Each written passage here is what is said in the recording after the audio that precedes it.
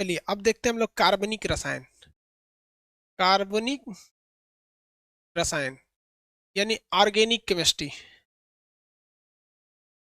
Organic यानी कार्बनिक रसायन।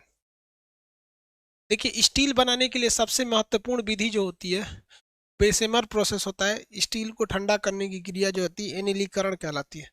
कार्बनिक रसायन, आप 1 मिनट रुकिए, 1 मिनट, जब तक हम मेन गेट बंद करते हैं। दिक्कत हो जाएगा, सोचा कोई घुस जाएगा रात बिरात में। चलिए बाबू, थोड़ा कार्बनिक रसायन बता दे, क्या है कार्बनिक रसायन। कार्बनिक रसायन जो होता है, देखिए थोड़ा सा बताते हैं। कार्बनिक रसायन उसे कहते हैं जिसमें कार्बन होता है। आप में से कितने लोग को क्या यह कोई कार्बनिक पदार्थ है? तो आप कहेंगे नहीं, इसमें कार्बन नहीं है। CaO चूना क्या कार्बनिक पदार्थ है? नहीं, क्योंकि कैल्शियम और ऑक्सीजन अलग है। SO2 क्या ये कार्बनिक पदार्थ है? नहीं है। SO2 कार्बनिक पदार्थ नहीं है। CO2 कार्बनिक है? बिल्कुल है, यहाँ पे कार्बन है। CO2। देखिए एक वैज्ञानिक थे, उन्होंने सिद्धांत दिया था और कहा था कि कार्बनिक पदार्थों को जिसमें कार्बन रहता है उसे कोई भी नहीं बना सकता है, उन्हें कोई बना नहीं सकता है। किसी को दिक्कत? तो इस सिद्धांत को कहा गया जैव शक्ति सिद्धांत। जैव शक्ति सिद्धांत में यह कहा गया था कि दुनिया में कोई भी कार्बनिक पदार्थों को नहीं बना सकता है। रसायन, देखिए बर्जीलियस नामक वैज्ञानिक ने एक सिद्धांत दिया था, उसका नाम क्या था? Vital force energy, vital force सिद्धांत। बर्जीलियस ने क्या कह दिया कि आप कभी भी कार्बनिक पदार्थों को प्रयोगशाला में नहीं बना सकते हैं, क्योंकि कार्बनिक पदार्थों को बनाने के लिए भगवान की जरूरत होती है, जिसे उन्होंने जैव शक्ति सिद्धांत दिया। कहा कि दुनिया का कोई वैज्ञानिक जो है वो कार्बनिक पदार्थों को नहीं बना सकता है। लेकिन उन्हीं का चेला था जिसका नाम था ओहलर। उनका चेला का नाम था ओहलर। उसने एक चीज बनाया, NH2, NH2CONH2। इसी को हम लोग नॉर्मल भाषा में यूरिया कहते हैं। इसे नॉर्मल भाषा में क्या कहते हैं? यूरिया कहते हैं। जितने भी BS6 गाड़ियां आती हैं 4 व्हीलर, उसमें यूरिया डालना जरूरी है, नहीं तो वो चल ही नहीं पाएगा। तो वो यूरिया का डालना वहां जरूरी है, आगे समझेंगे हम लोग। तो NH2CONH2, अब ये हो गया कार्बनिक पदार्थ क्योंकि इसमें कार्बन है। तो दुनिया का पहला कार्बनिक पदार्थ जिसे एक मानव ने तैयार किया था, उसे क्या, कौन सा था? यूरिया था। कौन सा था? यूरिया। जबकि बर्जीलियस ने कहा था कि दुनिया में कोई भी व्यक्ति प्रयोगशाला में कोई भी कार्बनिक पदार्थ नहीं बना सकता है, क्योंकि कार्बनिक पदार्थों के बनने के पीछे भगवान का हाथ होता है। वाइटल एनर्जी फोर्स थ्योरी काम करती है। उन्हीं का चेला ने उनका सिद्धांत काट दिया और उनका चेला ने कहा कि दुनिया में अगर सबसे ज्यादा कुछ बनाया जा सकता है तो वो कार्बनिक पदार्थ ही बनाए जाते हैं। हमारे गुरुजी उल्टा बोल रहे हैं, ये कह रहे हैं एक को नहीं बनेगा, हम कर रहे हैं सबसे ज्यादा यही बनेगा, और ये बात हकीकत साबित हुई। जैव शक्ति सिद्धांत का खंडन हो गया और आज दुनिया में 4 लाख से भी ज्यादा कार्बनिक पदार्थ पाए जा चुके हैं। 4 लाख से भी, आप आंख बंद करके कुछ भी उठा लीजिएगा तो कार्बनिक मिलने की संभावना 90%। 90%। तो जैव शक्ति, दुनिया का पहला कार्बनिक पदार्थ क्या था? यूरिया था। कार्बन में सबसे बड़ी खासियत क्या होती है? ये चेन बना लेता है। क्या करता है? चेन, एक से दूसरा, दूसरा से तीसरा। ये चेन बनाने की इसमें गुण पाई जाती है कार्बन के अंदर। कार्बन में ये गुण बहुत जरूरी होता है। कार्बन के कई ठो रूप होते हैं, कार्बन के कई अपरूप हैं।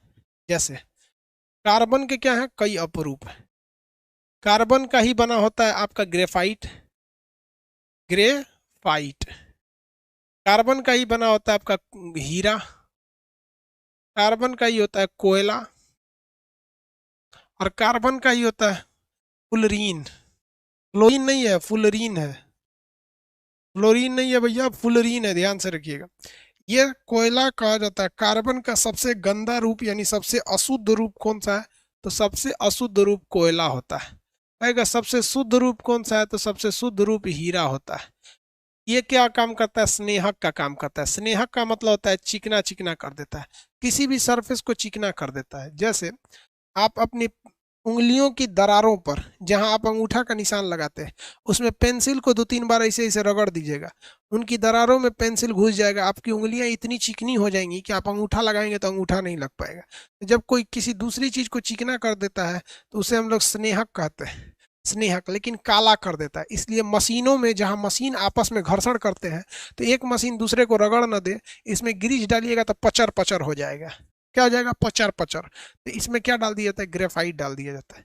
क्या डाल दिया जाता है? ग्रेफाइट डाल दिया जाता है। इसमें दो तीन चीज क्वेश्चन पूछते हैं, सब ध्यान दीजिए। ग्रेफाइट जो है ना विद्युत का सुचालक है, यानी इसमें से करंट चले जाते हैं ग्रेफाइट से, अतः इसे गुड कंडक्टर या सुचालक कहते हैं। और हीरा से करंट नहीं जाता है, इसे कुचालक कहा जाता है, ये अच्छा चालक नहीं है। ठीक है। हीरा जो होता है इसमें इसमें sp2 संकरण पाया जाता है, sp3 पाया जाता है।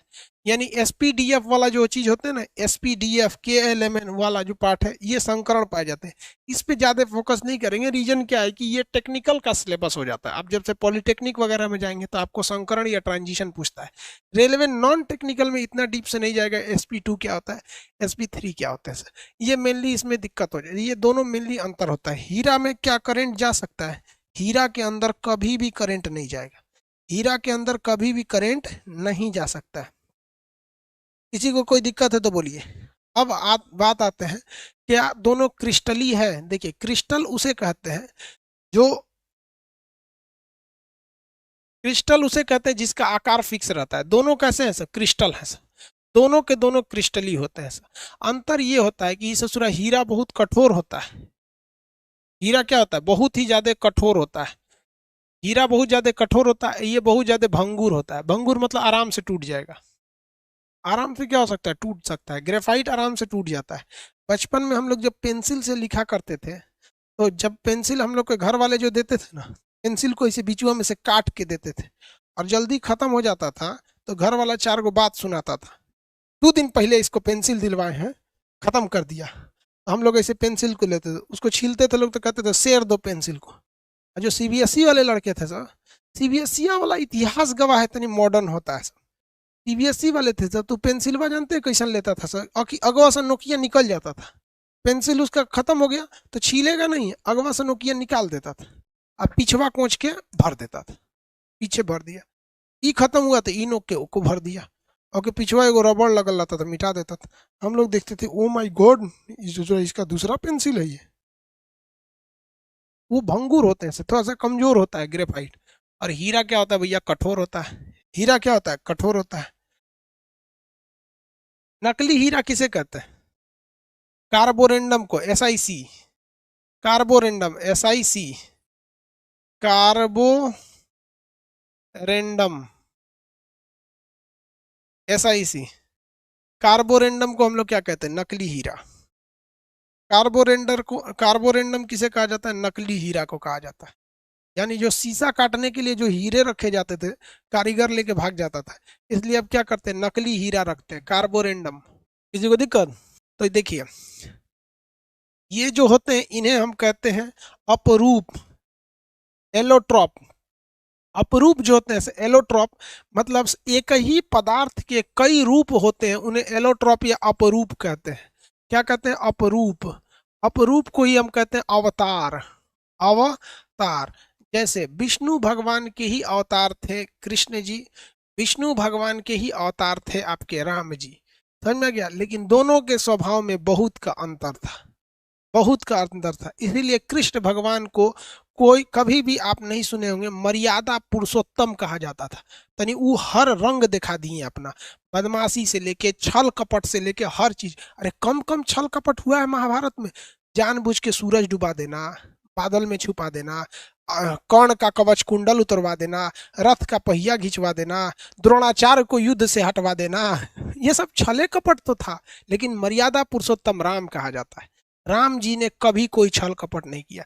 अरे राम जी तो भाई इतने सीधे थे, इतने सीधे थे कि 2 कौड़ी के लोगों को खुश करने के लिए उन्होंने अग्नि परीक्षा के लिए हाँ कह दिया, और जगत जननी माँ सीता को कह दिया कि आप अग्नि परीक्षा पे बढ़िए। वरना राम जी को विश्वास था, सबको विश्वास था कि लंका में रावण ने सीता माँ को छुआ तक नहीं। और ये भी श्राप भी था कि अगर रावण अगर सीता को गलत नजर से टच करता तो भस्म हो जाता। लेकिन 2 कौड़ी के लोगों को खुश करने के लिए राम जी ने अपनी पत्नी को मजबूर होकर अग्नि परीक्षा पे बैठा दिया। नतीजा क्या हुआ? 2 बच्चों को छोड़कर पृथ्वी में समाधि ले ली, और वहीं से पूरा वंश सरयू नदी में समा गया। तो 2 कौड़ी के लोगों को कभी खुश करने की कोशिश मत कीजिएगा। क्योंकि मर्यादा पुरुषोत्तम राम नहीं खुश कर पाए ये 2% के लोगों को, इसलिए 2 कौड़ी के लोगों के लिए आप अपने भविष्य, आप अपने आप को कभी भी साबित करने की कोशिश मत कीजिएगा। समझ में आ गया? धर्म हमें लड़ना नहीं सिखाता है, धर्म ये सिखाता है कि देखो हम लोगों पर भी अत्याचार हुआ है, भगवान पर भी उंगलियां उठाई गई हैं, लेकिन 2 कौड़ी के लोगों के लिए आप अगर ऐसा करेंगे तो देखिए भगवान तक को लोगों ने नहीं छोड़ा तो हमें कैसे छोड़ेंगे। बात समझ रहे हैं कि नहीं समझ रहे? तो वही उसी को क्या कहते हैं, अपरूप कहा जाता है। तो विष्णु भगवान के लोग अपरूप थे। अब एक होता है समावयवता, आइसोमेरिज्म। समावयवता है आइसोमेरिज्म, समझता है सब कि नहीं जी? रामायण वगैरह नहीं समझे आप लोग रामायण नहीं पढ़े हैं। हम लोग तो हरि कीर्तन वगैरह में सब गए हैं लोग, जागरण में 2-2 दिन तक पैसा मिलता था। हम लोग बचपन में हम लोग जागरण में गए हैं। चाहे आप बुद्ध धर्म के बारे में पूछिए, महाभारत हो जाए, रामायण हो गए, बुद्ध चरित हो गया, या रश्मि रथी हो गया, बड़ी बड़ी हम लोग कांड किए लोग यार। आजकल के लड़का को सिलेबस खत्म नहीं हो रहा है। हम लोग सिलेबस के बाद उर्दू पढ़ते थे, अरबी पढ़ते थे, संस्कृत, ड्राइंग, रामायण, हरि कीर्तन, भजन वगैरह सब याद रखना। बचपन में भजन बड़ी भजन होता था, सुबह सुबह बजता था, ओम त्र्यंबकम यजामहि सुगंधिम पुष्टिवर्धनम उर्वारुकमेव बंधनाम मृत्योर्मोक्ष मातृताम। तो सब बचपन में ही सब हम लोग सीखे हैं लोग। अब इससे चाहे केमिस्ट्री पढ़ो, इसमें से ये इसका दूसरे दुनिया है, ग्रेफाइट, हीरा, SiC, इसमें कुछ है ये नहीं है वो अलगे दुनिया था, ये अलगे दुनिया है। क्या कहेंगे यार महाभारत पूरा जानते हैं हम, ये बात चैलेंज लगा के रख सकते हैं कि महाभारत का हम एक एक चीज जानते हैं, एक एक चीज। हाँ, लेकिन हाँ कुछ उतना, जैसे एक तो होता है ना कि अब एकदम खखोर के निकालिएगा तो थोड़ा सा दिक्कत होने लगा, लेकिन A to Z महाभारत जानते हैं, चाहे रामायण हो गया, महाभारत हो गया। ऐसे बता रहा है, चल छोड़ो यार वो सब चीज, तू लोग कुछ कुछ बुरा मान जाता है सब।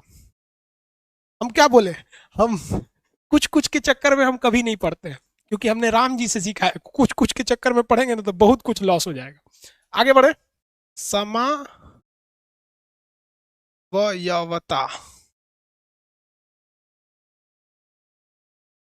Isomerism,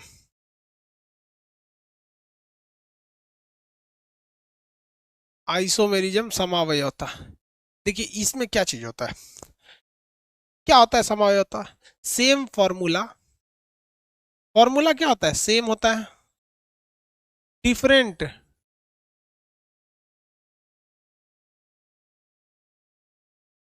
different structure. तो जो बचपन में वो इमला बोला जाता था, डिक्टेशन, बोलो, डंकी, मंकी, एलिफेंट, ओ में गलती हो जाता था, सोचा बहुत पिटाता था आदमी बचपन में जैसे इमला बोलो। देखिए हम ब्यूटेन लिखते हैं, क्या लिखते हैं? ब्यूटेन। ब्यूटेन, इसका फॉर्मूला होता है C4H10, C4H10, ये ब्यूटेन का फॉर्मूला है। इसको स्ट्रक्चर कैसे बनता है? इस तरह से देखिए, कार्बन को 4 चाहिए, इसको 3 ठो दे देते, इस कार्बन को 4 मिल गया है। देखिए सारे कार्बन को 4-4 बॉन्ड मिले हुए हैं। आप गिन लीजिए कोई ऐसा कार्बन है जिसको 4 ठो बॉन्ड नहीं मिला हुआ। हर एक कार्बन को 4 चाहिए, 4 दे दिए हैं। हाइड्रोजन को 1 चाहिए, 1 दे दिए हैं।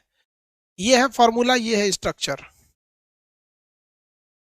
एक है फॉर्मूला, एक है स्ट्रक्चर, एक है फॉर्मूला, एक है स्ट्रक्चर।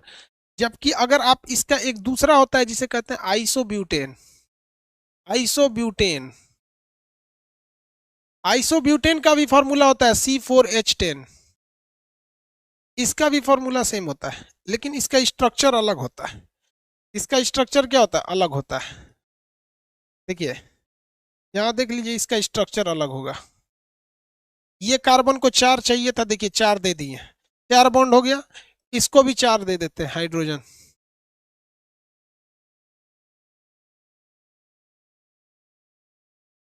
देखिए दोनों का फॉर्मूला सेम है। अगर फॉर्मूला सेम रहे लेकिन स्ट्रक्चर स्ट्रक्चर अलग हो जाए तो इसे कहते हैं समावयवता, आइसोमेरिज्म। क्या कहते हैं? आइसोमेरिज्म। किसी को दिक्कत नहीं आइसोमेरिज्म में? आइसोमेरिज्म में किसी को दिक्कत? रामायण और महाभारत का बैच स्टार्ट कर दे, कब टाइम मिलेगा तो बता देंगे। 1 घंटा, आधा घंटा से 1 घंटा में बढ़िया से कहानी कह दीजिएगा तो महाभारत और रामायण खत्म हो जाएगा। बहुत इंटरेस्टेड है। हम लोग को मिश्रा सर पढ़ाया करते थे। पंडित जी थे, खूब अच्छा से आके इसे हाथ रख देंगे, खूब पढ़ाते थे ऐसे, हाँ हाँ ऐसे ऐसे। ये समझिए पहले, समझ में आ गया। चलिए, अब थोड़ा सा आप लोग खाना पीना खा लीजिए। कितना बज गया? हम आपको गैप दे देते हैं आधा घंटा का। हम आपको 40 मिनट का गैप दे देते हैं। 11 बज रहा है, 11:30 में मिलेंगे।